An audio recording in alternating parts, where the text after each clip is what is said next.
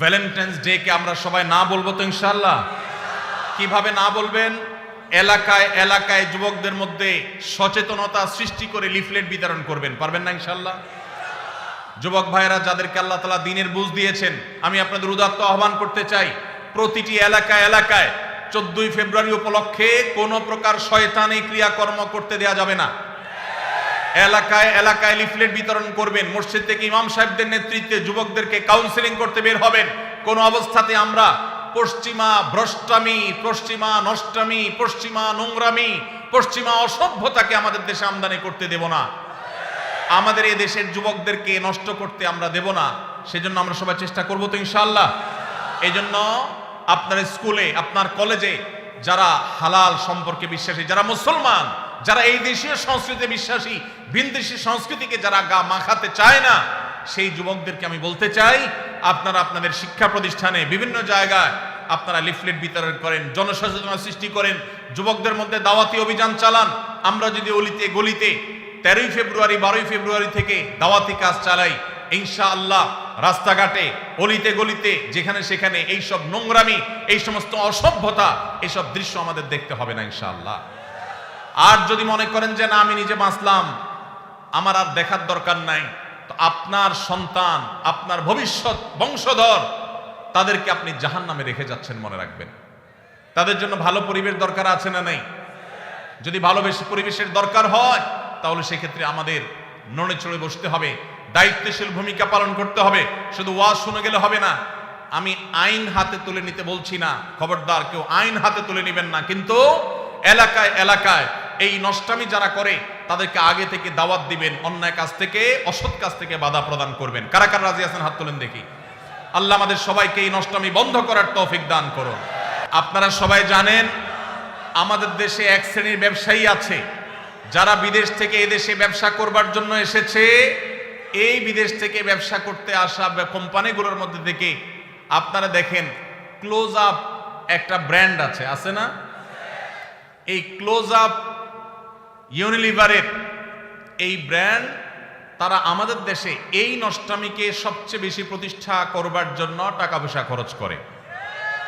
প্রতি বছর দেখবেন তারা ক্লোজ আপ কাছে আসার গল্পের কথা শোনাতে বলে। এই কাছে আসার গল্প বলতে কোন সন্তান পড়ালেখা থেকে দূরে সরে গেছে, সে আবার সুপথে আসছে, পড়ালেখার পথে ফিরে আসছে, সেই যুবকের গল্প তারা শুনতে চায় না। কোন যুবক বাবা মার সাথে রাগারাগি করে বাসা থেকে বের হয়ে চলে গেছে, সে আবার বাবা মার কাছে আসছে, সেই সচ্চরিত্রবান যুবকের গল্প তারা শুনতে চায় না। কোন স্বামী তার স্ত্রীর সাথে অভিমান করে সরে গেছে, দূরে চলে গেছে, আবার তারা স্বামী স্ত্রী মিলেমিশে গেছে, ভুল সবাই একে অন্যটাকে স্বীকার করে নিয়ে তারা আবার থাকা শুরু করেছে। এই যে কাছে এসেছে, একটা সংসার ভাঙার পর আবার জোড়া লেগেছে, এই কাছে আসার গল্প তারা বলে না। তারা কোন কাছে আসার গল্পের কথা বলতে চায়? তারা বলতে চায় আমাদের যুবকরা হারামের কাছে, জাহান্নামের কাছে, অবৈধ রিলেশনের কাছে যাওয়ার গল্প যেন শোনায় সেজন্য। তাহলে এরা কি আমাদের বন্ধু না শত্রু? এরা কি আমাদের বন্ধু না শত্রু? যেই যুবক বাপমা থেকে দূরে সরে গেছে, সেই যুবক বাপমার কাছে ফিরে আসলে এই কাছে আসার গল্প আমাদের জন্য সুখকর। যেই যুবক পড়ালেখা ছেড়ে নষ্ট পথে চলে গেছে, সে সেই পথ থেকে ফিরে এসেছে, এটা আমাদের জন্য সুখকর। যেই যুবক মাদকের দিকে চলে গেছে, সে মাদক ছেড়ে আবার সুস্থ জীবনে ফিরে এসেছে, এটা আমাদের জন্য আনন্দের।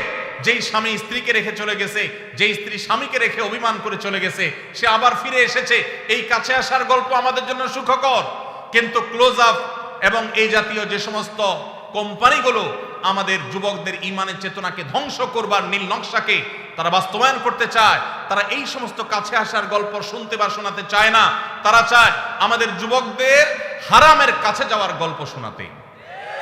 হারামের কাছে যাওয়ার গল্প শোনাতে যারা আমাদের যুবকদেরকে উদ্বুদ্ধ করে, যারা যুবকদেরকে উস্কানি দেয়, এই তথাকথিত কাছে যাওয়ার পরের যে গল্প, কোন যুবক হারাম সম্পর্ক করতে গিয়ে, তথাকথিত কাছে আসার গল্প রচনা করতে গিয়ে তার পড়ালেখার জীবন শেষ হয়ে গেছে। কোন যুবক হারাম পথে আসতে গিয়ে, হারামের কাছে আসতে গিয়ে বাবা মার সাথে সম্পর্ক শেষ হয়ে গেছে। কোন মানুষ হারাম সম্পর্ক করে হারামের অবৈধ সম্পর্কের কাছাকাছি যেতে গিয়ে তার বৈধ স্ত্রীর সাথে তার ডিভোর্স হয়ে গেছে। এই তথাকথিত কাছে আসার গল্পের পরের যে ঘটনাগুলো, সেগুলো আর তারা আপনাকে বলবেন। আপনাকে বলবেন, যুবক কিভাবে তুমি কাছে এসেছো হারামের, সেই গল্প শোনাও। সেগুলো দিয়ে তারা ভ্যালেন্টাইন্স ডে, অর্থাৎ খ্রিস্টানদের সাধু ভ্যালেন্টাইন্স ডে, যেটাকে না জেনে না বুঝে মুসলিম যুবকেরা তথাকথিত ভালোবাসা দিবস মনে করে যেটাকে উদযাপন করে খ্রিস্টানদের কাজ করছে, সেই দিবস উপলক্ষে তারা সে সমস্ত গল্পকে নাটক আকারে টেলিভিশন উপস্থাপন করে। মুসলিম নামধারী ন্যূনতম আত্মসম্মান বোধ থেকে সম্পূর্ণরূপে মুক্ত, যাদের মধ্যে কোনো আত্মমর্যাদা নাই মুসলমান হিসাবে, এরকম নামধারী মুসলমানেরা সেই সমস্ত তথাকথিত ভালোবাসার নাটককে তারা উদযাপন করে, সেগুলোকে তারা উপভোগ করে, সেগুলো দেখে তারা মজা নেয়।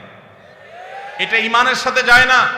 আপনি ঈমানদার হলে আপনার ঈমান হরণকারী এই আয়োজনকে আপনি কখনো অ্যাপ্রিসিয়েট করতে পারেন না। এই বিদেশিরা আমাদের দেশ থেকে প্রত্যেকটা ঘরে ঘরে এদের পেস্ট, এদের সাবান, এদের আইটেমগুলো বিক্রি করে আমাদের ঘর থেকে তারা চাঁদা তুলে তারা বিদেশে নিয়ে যাচ্ছে।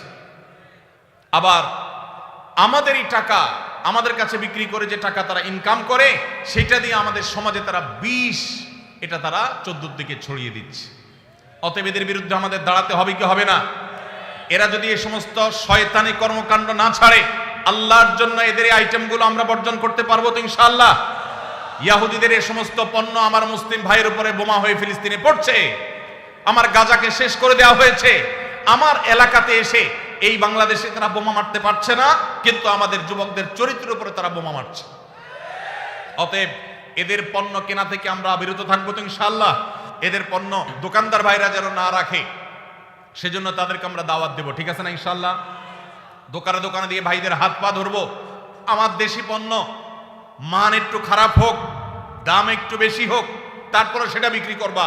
আমরা এই সমস্ত বিদেশি জিনিস কিনবো না, বিক্রি করব না। চেষ্টা করা যাবে না ইনশাআল্লাহ? আমরা দোকানে দোকানে দাওয়াতি কাজ করবো তো ইনশাআল্লাহ। আল্লাহ তাআলা আমাদের যুবক ভাইদের চরিত্রকে হেফাজত করবার তৌফিক দান করুন। ভাইরা আমার, চরিত্র এমন এক জিনিস, একবার যদি আপনি নষ্ট করে ফেলান, তওবা করে ফিরে আসলে আল্লাহ তাআলা মাফ করবেন ঠিকই, কিন্তু আপনার সচ্চরিত্র রাখার যে একটা তৃপ্তি, ওই তৃপ্তি আর কখনো ফিরে আসে না। আস-সুন্নাহ ফাউন্ডেশন, উম্মার স্বার্থে সুন্নাহর সাথে।